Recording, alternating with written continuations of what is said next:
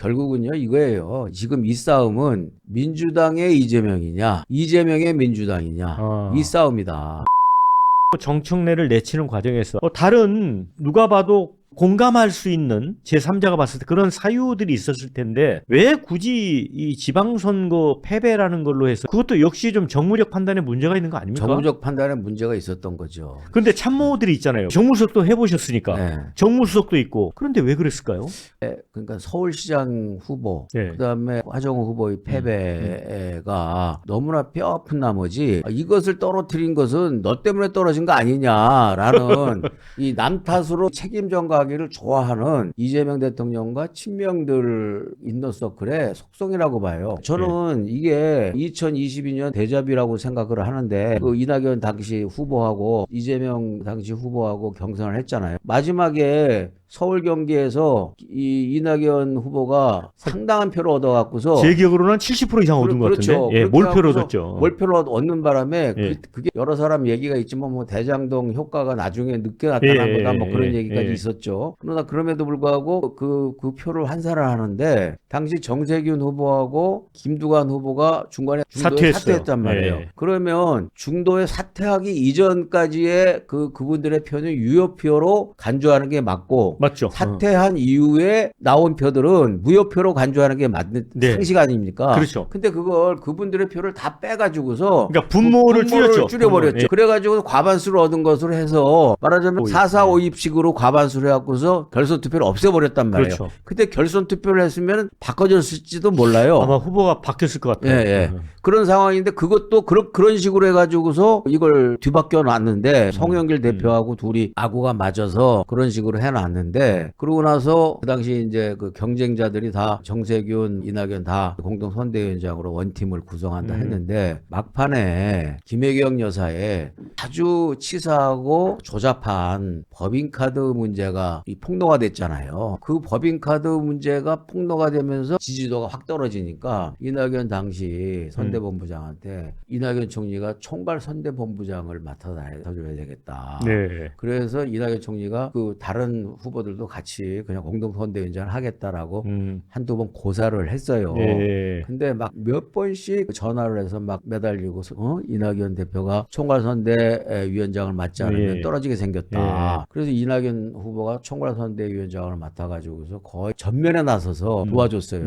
유세 횟수도 거의 비슷해. 이재명 대선 후보하고 그러니까 열심히 한 거죠. 열심히 한 거죠. 근데 끝나고 나서 0.67%인가를 졌잖아요. 얼마. 그렇죠. 이제 그러니까 대선 패배가 이낙연 캠프에서 도와주지 않아서 그렇게 알고 있어요. 사람들이. 이낙연이 도와주지 않아서 이재명이 떨어졌다. 사람들이 다 그렇게 알고 있어요. 그렇게 알고 있죠. 예. 그렇게 왜곡을 했잖아요. 저도 말씀 들으니까 이제 기억이 나는데 예. 다들 그렇게 알고 있어요. 예. 근데 그때 이낙연 총리가 본인이 대선 후보도 아니었는데 국회의원을 던지고 미국으로 떠났잖아요. 그 나름대로 자기 성찰과 자성을 한다고 떠났는데 떠난 동안 개딸들하고 이재명 사람들이 남아가지고서 모든 그 대선 패배의 책임을 다 떠넘겼다는 거죠. 다 이낙연한테 떠넘긴 거 아닙니까? 그러니까 지금 보면 악마화돼 있어요, 많이. 악마화돼 있단 말이에요. 그래갖고서 결국은 당을 나올 수밖에 없게 그 궁지로 몰아 넣었단 말이에요. 그러면 정청래도 똑같다는 거죠? 똑같은 데자뷰고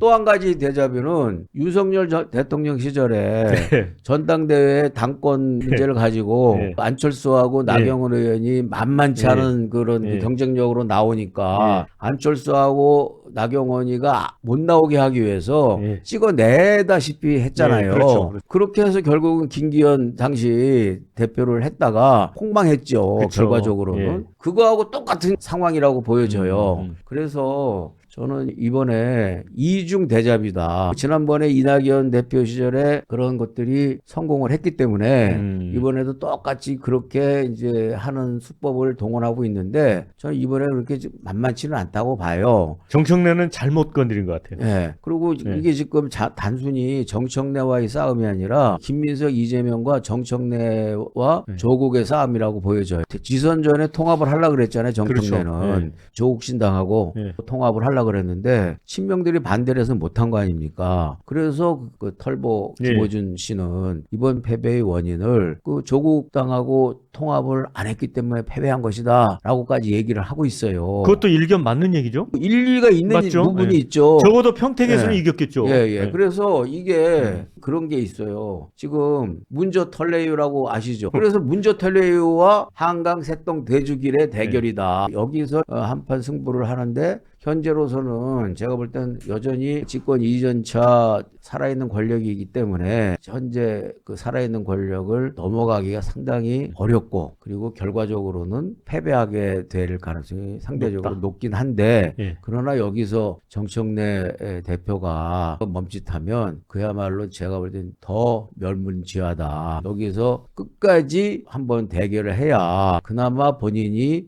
남은 패잔병이라도 이끌고 재기를 도모할 수 있지 중간에 그만두면 가지 않은만 못한 그런 결과가 될 거라고 생각을 해요. 근데 문조털레유 말씀하셨으니까 유시민 씨가 노무현 재단의 상임이사직이었는데 노무현 이제 전 대통령의 사위죠. 곽상원 의원이 약간 노무현 재단을 사유화하는 측면이 있다면서 이제 비판하니까 딱 때려쳤어요. 그러면서 내가 이제 앞으로 평론할 텐데 이게 재단에 누가 되면 안 되기 때문에 나는 그만둔다라고 선언했거든요. 이거는 언뜻 보면 정청래 대표 만드는데 내 스피커를 뭐 최대한 가동하겠다는 걸로 보여져요. 저도 그렇게 보여지고요. 노무현 재단이 유시민화돼 있는 그런 느낌을 준 건 사실이죠. 예. 그런데 이제 그 지적을 받고 바로 그 다음 날 의식을 던진 것은 유시민다운 행동이라고 보여지고 또 한편으로는 그만큼 유시민 작가가 나름대로 결의와 결단을 가지고 날카롭고 신랄한 이재명